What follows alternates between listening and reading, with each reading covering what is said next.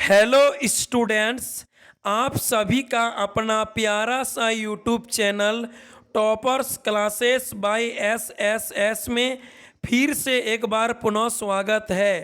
अभी हम लोग जैक बोर्ड क्लास 11 फिजिक्स में कार्य ऊर्जा एवं शक्ति यानी work energy and power chapter से संबंधित सभी एमसीक्यू यानी ऑब्जेक्टिव क्वेश्चन आंसर को पढ़ेंगे, जो आपके JAC board class 11 term 1 exam physics के लिए वरदान साबित होगी।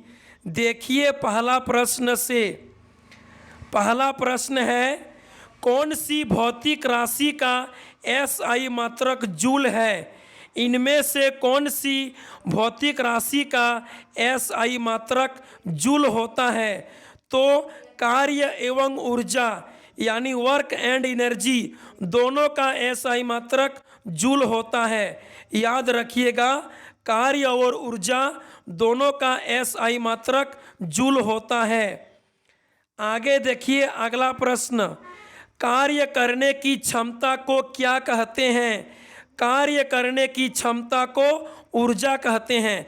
याद रखिएगा, कार्य करने की कैपेसिटी को, कार्य करने की क्षमता को एनर्जी कहते हैं, ऊर्जा कहते हैं। आगे देखिए अगला प्रश्न, कौन सी स्थिति में किया गया कार्य शून्य होगा? इनमें से कौन सी कंडीशन में, कौन सी स्थिति में किया गया कार्य जीरो होगा, शून्य होगा? किसी वस्तु को पकड़कर खड़े रहना, साइकिल चलाना, पत्थर फेंकना, फर्श पर किसी वस्तु को ढकेलना।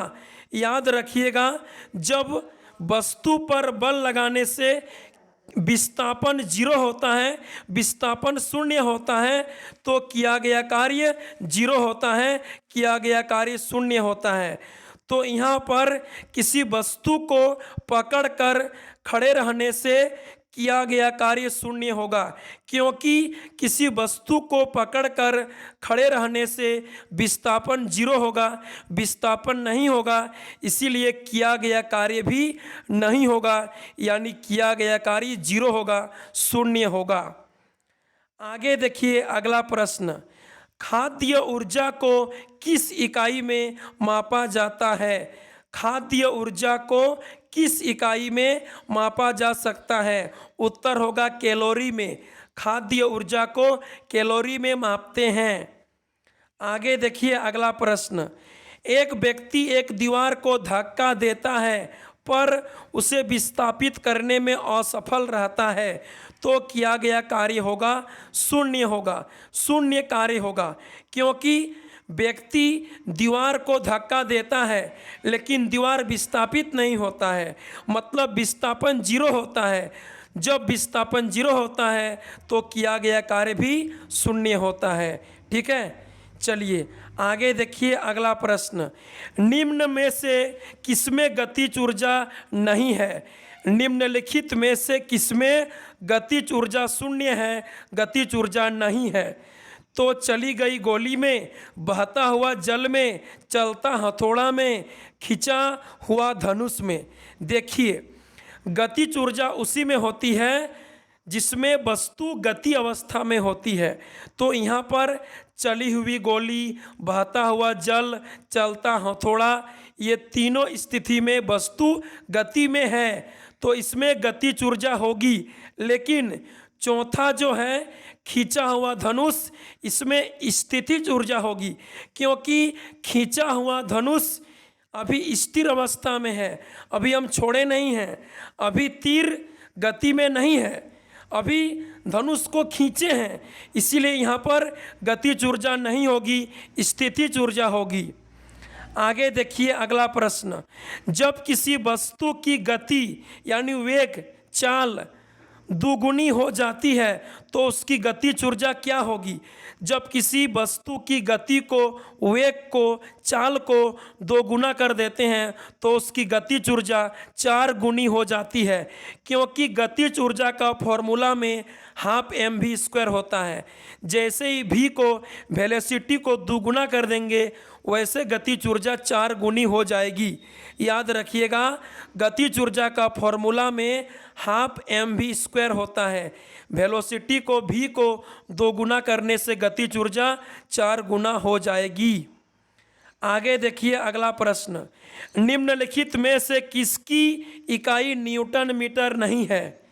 गतिज ऊर्जा का, कार्य का, ऊर्जा का मात्रक जूल होता है, न्यूटन मीटर होता है। लेकिन बल का एसआई मात्रक न्यूटन होता है, बल का एसआई मात्रक न्यूटन मीटर नहीं होता है।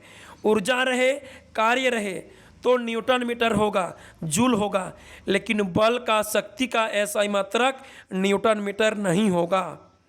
आगे देखिए अगला प्रश्न, एक 5 केजी की वस्तु को धरती से 10 मीटर की ऊंचाई पर रखा गया है।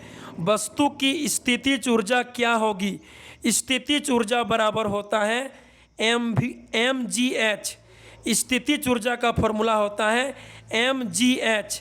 तो यहाँ पर m है 5 केजी, g गुरुत्वीय त्वरण जो 10 मीटर पर सेकेंड स्क्वायर होता है, और ऊंचाई यानी h 10 मीटर है। तो mgh में सबका वैल्यू को पुट करना है, m 5, g 10, h 10, तो 5 गुना 10 गुना 10 यानी 500 जूल सही उत्तर हो जाएगा। ठीक है, प्रश्न को देखिए और उत्तर को समझिए, 500 जूल सही उत्तर होगा। आगे देखिए अगला प्रश्न, शक्ति का एसआई मात्रक क्या है? शक्ति बराबर होता है कार्य बटे समय। कार्य करने की दर को शक्ति कहते हैं। शक्ति बराबर कार्य बटे समय होता है। कार्य यानी जूल और समय यानी सेकंड। जूल प्रति सेकंड को वाट कहते हैं।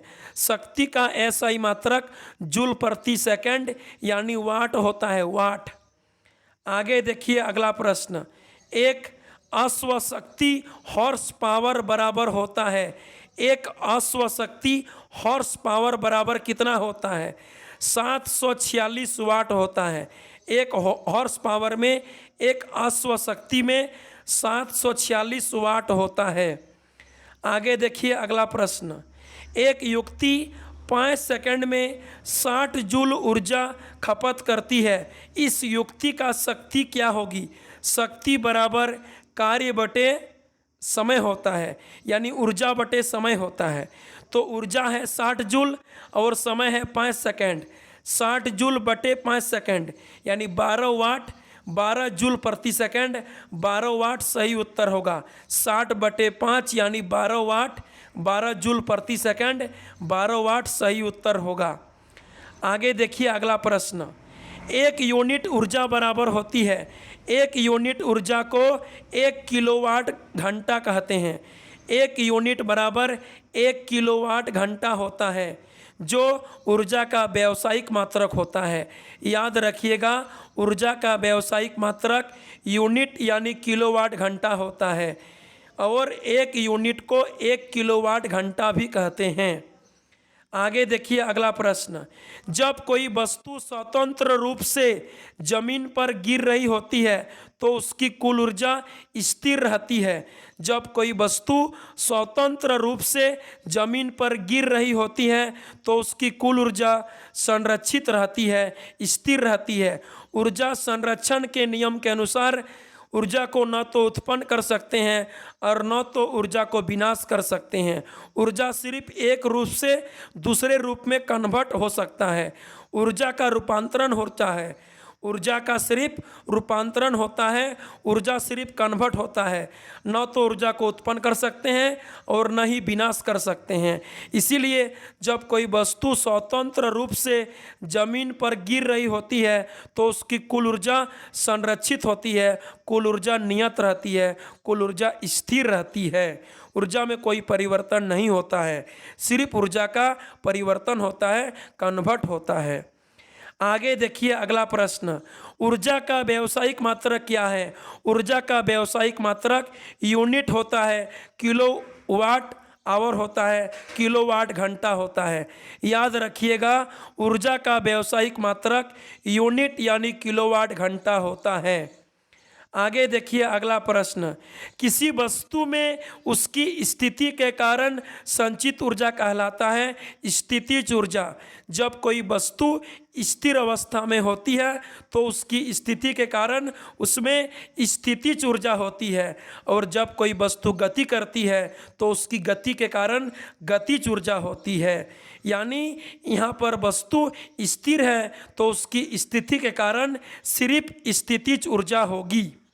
आगे देखिए अंतिम प्रश्न, निम्नलिखित में से कौन सा यंत्र रासायनिक ऊर्जा को विद्युत ऊर्जा में कन्वर्ट करता है। यानी इनमें से कौन सा युक्ति रासायनिक ऊर्जा को विद्युत ऊर्जा में कन्वर्ट करता है, बदलता है। बैटरी जो होता है वो रासायनिक ऊर्जा को विद्युत ऊर्जा में रूपांतरित करता है। याद रखिएगा, बैटरी रासायनिक ऊर्जा को विद्युत ऊर्जा में बदलती है। फिर मिलेंगे अगले वीडियो में, तब तक के लिए बाय बाय, थैंक यू।